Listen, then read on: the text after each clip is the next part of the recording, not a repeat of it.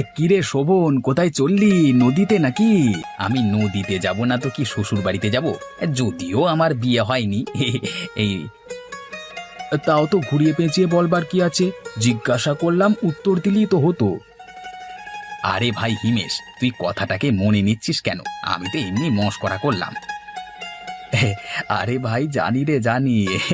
এমনি মজা করে আমিও বললাম আর কি। সেটাই বল। আমি ভাবলাম আবার তুই কিছু মনে করলি নাকি।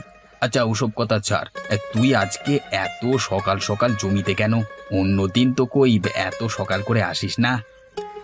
আর বলিস না রে ভাই, বিকেলে বউকে নিয়ে শ্বশুর বাড়িতে যাব, তাই আজকেই সকাল সকাল অনেকদিন ধরেই বায়না ধরেছে আর কি, বুঝলি? ও, এই জন্য। হাসছিস তো? হাস হাস। একবার যখন বিয়ে হয়ে যাবে তারপর দেখবি এই হাসি কোথায় চলে যাবে। হ্যাঁ। আরে বাবা তুই রেগে যাচ্ছিস কেন? আচ্ছা তুই তোর কাজ কর, আমি এখন চলি। নদীতে যেতে হবে, মাছ ধরবো তো। হুম হুম, যা যা, ঠিক আছে।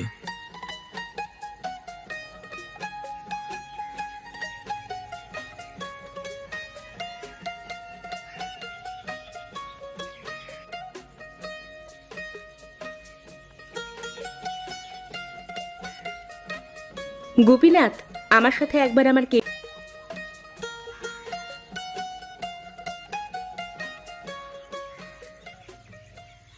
এসো গোপীনাথ, চেয়ারে বসো।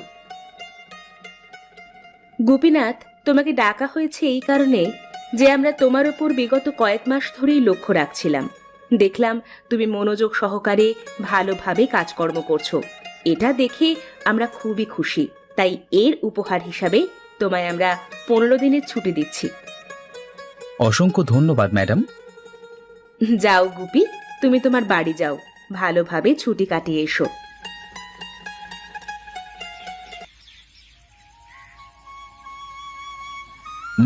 অনেকদিন হলো তোমার বাবার কাছে যাওয়া হয়নি। তোমায় তো কত করে বলি, তবু তুমি আমার কোনো কথা শুনবে না। এবার যাব, গিয়ে বাবাকে নিয়ে আসবো আমাদের বাড়ি। তোমার যেটা ভালো লাগবে সেটাই করো, আমার কোনো আপত্তি নেই।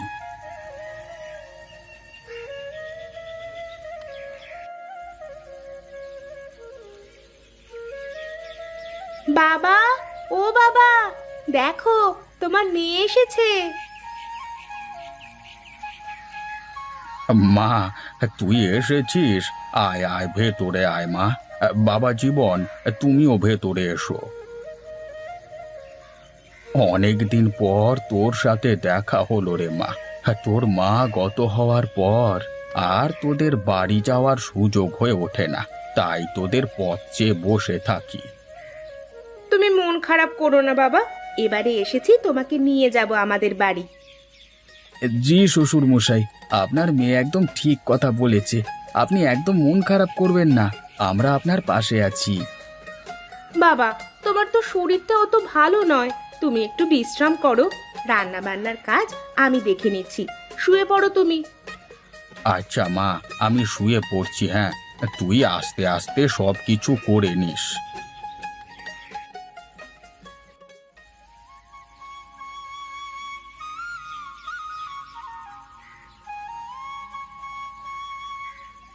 কিরে গুপি, কেমন আছিস? এতদিন পর তো গ্রামে এলি, এই আসছিস নাকি? ভালো আছি রে, কি আর করব বল, ছুটি পাইনি, তাই আসতেও পারিনি। তোদের তো অফিসে কাজ, ছুটি না দিলে কি করে আসবি? তা তুই কোথায় যাচ্ছিস? মাছ ধরতে নাকি? হ্যাঁ, মাছ ধরতেই যাচ্ছি রে, না হলে আর সংসার চলবে। হিমেশের কি খবর রে? সে কালকে শ্বশুর বাড়ি গেছে। আজকে বেলার দিকে চলে আসবে। বিকেলে চায়ের দোকানে দেখা হবে সবার। এখন তাহলে আমি আসি রে, বুঝলি? তুইও বাড়ি যা। হ্যাঁ, বিকেলে চায়ের দোকানে দেখা হচ্ছে তাহলে, কেমন? এর সময় মতো চায়ের দোকানে চলে আসিস কিন্তু।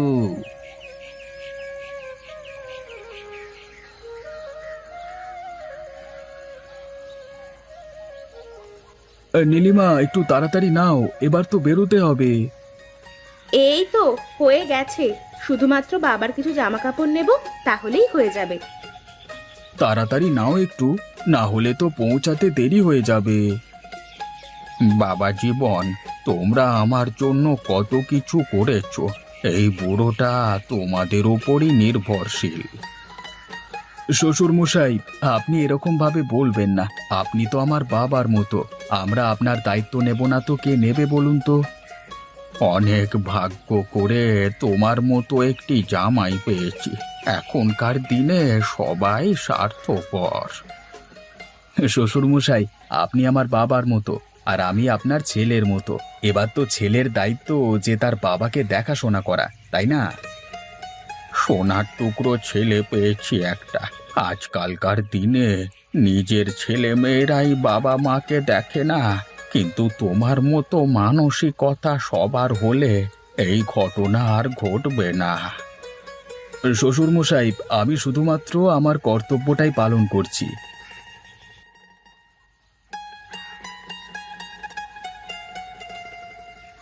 আরে বাবা, তোমার চোখে জল কেন? এটা জল নয় রে মা, এটা আনন্দের অশ্রু। তোদের মতো ছেলে মেয়ে পেয়ে আমি আজকে ধন্য। কি গো, কি হয়েছে? আমি তো কিছুই বুঝতে পারছি না। সে অনেক ঘটনা, পরে একদিন বলবো। তোমার হয়ে গেলে চলো, না হলে দেরি হয়ে যাবে আবার। হ্যাঁ, আর হয়ে গেছে।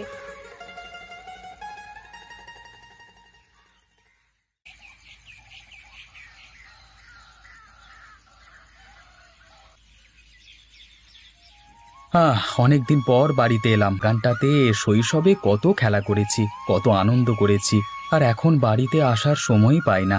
জীবনটা কত বদলে গেছে।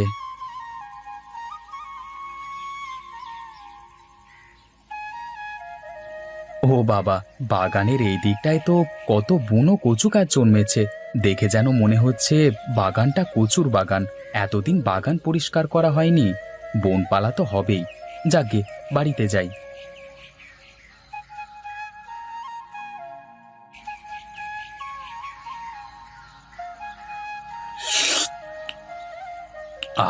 রামু কাকা, তোমার হাতের চায়ের জবাব নেই। সেই ছোটবেলা থেকে দেখে আসছি, কিন্তু তোমার চায়ের স্বাদ সেই একই রকম আছে। একেবারে দারুণ। চা বিক্রি করে সংসার চালানো ভালোভাবে তো করতে হবেই, না হলে কি আর খরিদ্দার হবে বলো? হ্যাঁ কাকা, যা বলেছ, কিন্তু তোমার হাতে একটা আলাদাই জাদু আছে। তোমার চা যে একবার খাবে সে আবারও ফিরে আসবে এই দোকানে চা খেতে। এটা একদম খাঁটি কথা বলেছিস। আমি শহরে কত দোকানে চা খেয়েছি, কিন্তু রামু কাকার চায়ের মতো স্বাদ কোনো জায়গায় পাইনি। একবার কাপে চুমুক দিলেই মন প্রাণ যেন জুড়িয়ে যায়। আহা!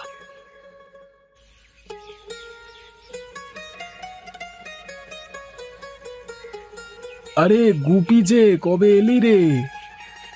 আমি তো এসেছি সেই সকালে রে। তা তুই জানবি কি করে বল? তুই না হয় শ্বশুর বাড়ি বেড়া। হ্যাঁ ভাই, যা বলেছিস। তোদের বৌদি অনেকদিন ধরে বলছিল রে, তাই জন্যই একবেলা ঘুরে এলাম। আরে পাগল, আমরা তো তোর সাথে একটু মশকরা করছিলাম। বল, কেমন আছিস? ভালোই আছি রে। তুই কেমন আছিস? বেশ রোগা হয়ে গেছিস দেখছি। ভালোই আছি রে। কাজের বিশাল চাপ, তাই ভালো করে খাওয়া দাওয়া হচ্ছে না। এত কাজের চাপ হলে রোগা এমনি হয়ে যাব। ওসব ছাড়, অনেকদিন পর তুই গ্রামে এসেছিস। চল আমরা কোথাও ঘুরে আসি কিছুদিনের জন্য। হ্যাঁ চল না, আমার কোনো আপত্তি নেই। ভাই, ঘুরতে গেলে তোরা যা, আমি যেতে পারবো না। কেন রে, তোর আবার কি হলো? এমনিতে কিছু হয়নি, কিন্তু আমি যেতে পারবো না। কি হয়েছে আমাদের খুলে বল না, তাহলে আমরা সাহায্য করতে পারবো। এখন হাতে বেশি টাকা পয়সা নেই, তাই যেতে পারবো না। আবার তার উপর শ্বশুর মশাইয়ের দেখাশোনার দায়িত্ব আমার উপরই। যেতে পারবো না রে আমি। তোরা যা, ঘুরে আয়। তা বললে হয় নাকি? ছোটবেলা থেকে সকলে যা করেছি একসাথে করেছি, এখন তোকে রেখে যাব কি করে? তাহলে অন্য কিছু ভাবা যাক, বেড়াতে যাওয়া বন্ধ। যদি কম খরচায় কিছু করিস তাহলে আমায় বলিস, আমি থাকবো। তাহলে একদিন সবাই মিলে বনভোজন করলে কেমন হয়? হ্যাঁ, এই পরিকল্পনাটা ভালো। কম খরচে আনন্দ করা যাবে। খরচ তো কম, কিন্তু বনভোজন করবি যে, বন কোথায়? এখনকার দিনে কোথায় আর বনপোলা থাকবে। হ্যাঁ, আমার বাগানে করতে পারিস। বাগানটা বুনো কচু গাছে ভর্তি হয়ে আছে, কচু বাগান বলি মনে হচ্ছে। ওখানটা বেশ ভালো জায়গা বনভোজন করবার জন্য। ব্যাস, তাহলে তো হয়েই গেল।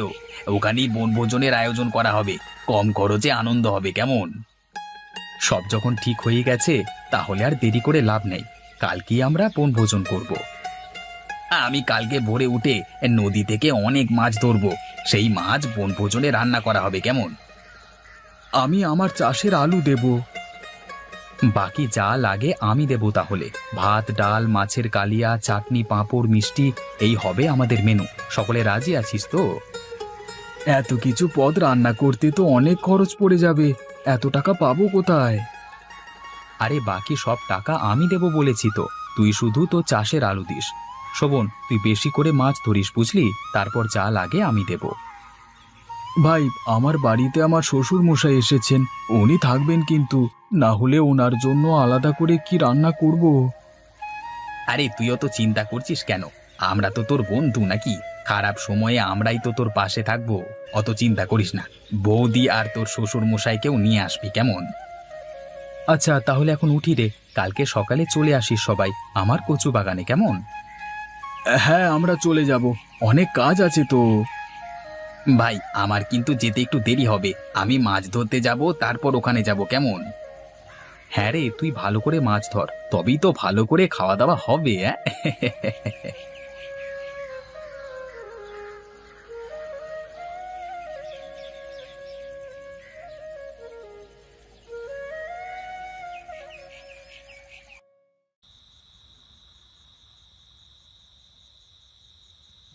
নীলিমা, কালকে তোমার অনেক কাজ। কেন গো, কি কাজ? আমরা 3 বন্ধু মিলে ঠিক করেছি কালকে বনভোজন করব, আর সেই বনভোজনে রান্না করতে তোমাকে হবে। ও আচ্ছা, রান্না করে দিতে হবে? এটা আবার অনেক কাজের কি হলো? শ্বশুর মশাই, আপনিও যাবেন আমাদের সাথে বনভোজন করতে, সকলে মিলে আনন্দ করব। তা বাবা জীবন, বনভোজন কোথায় হবে? আমার এক বন্ধুর বাড়িতে, নাম তার গুপি, তার বাগানই হবে। বাবা জীবন, আমি গেলে তোমাদের কোনো সমস্যা হবে না তো? তোমার জামাই যখন বলেছে তখন কিসের অসুবিধা? তুমি যাবে আমাদের সাথে, খুব মজা করব আমরা। এখন তাহলে শুয়ে পড়ো, কালকে সকালে উঠতে হবে।